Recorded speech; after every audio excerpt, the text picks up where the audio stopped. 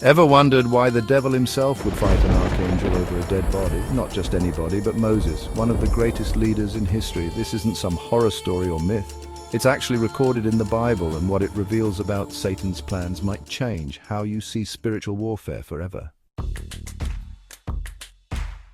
Moses had an incredible life. He confronted Pharaoh, parted the Red Sea, and received the Ten Commandments directly from God. But despite all these achievements, Moses made one critical mistake that cost him entry into the Promised Land. When the Israelites needed water, God told Moses to speak to a rock. Instead, Moses, frustrated with the people's constant complaints, struck the rock and said, "Must we bring water out of this rock for you?" This seemingly small error had huge consequences. By saying "we" instead of giving God full credit, and by striking rather than speaking to the rock, Moses disobeyed God's specific instructions. As a result, Moses was only allowed to see the Promised Land from a distance before he died. But what happened next is truly extraordinary. Deuteronomy tells us something remarkable.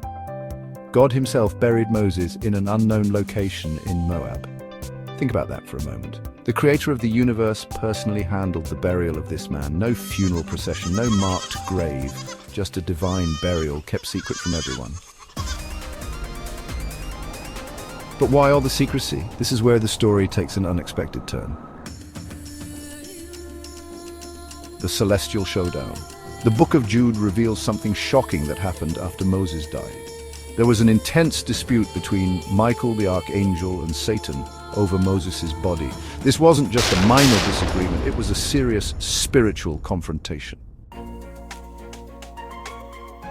Michael, despite being powerful enough to cast Satan out of heaven, didn't rely on his own authority. Instead, he simply said, "The Lord rebuke you."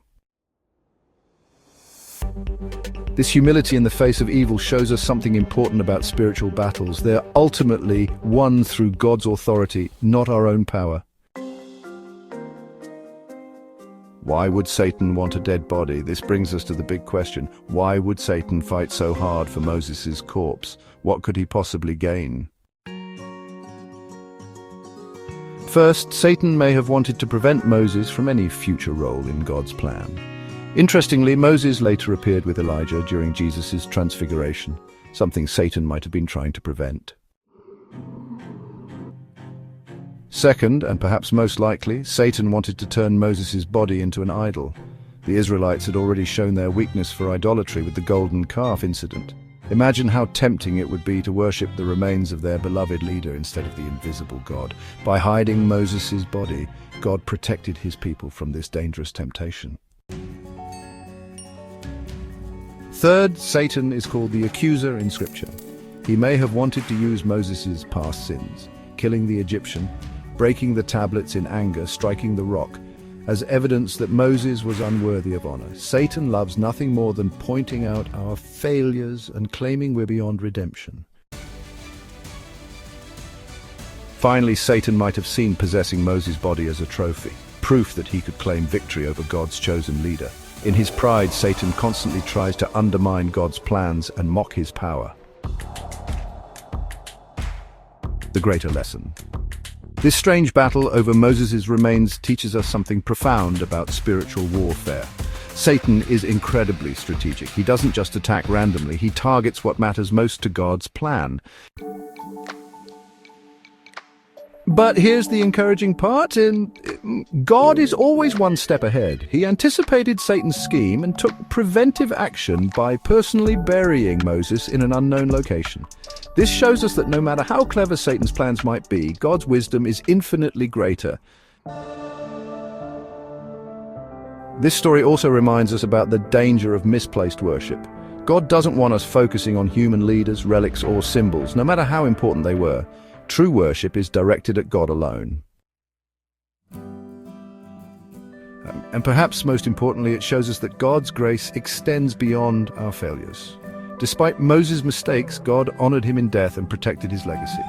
This same grace is available to each of us. The battle continues. The struggle that happened over Moses' body isn't just ancient history, it represents a spiritual reality that continues today.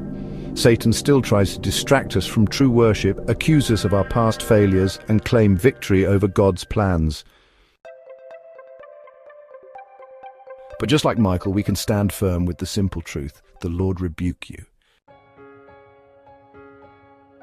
We don't fight spiritual battles in our own strength, but through God's authority.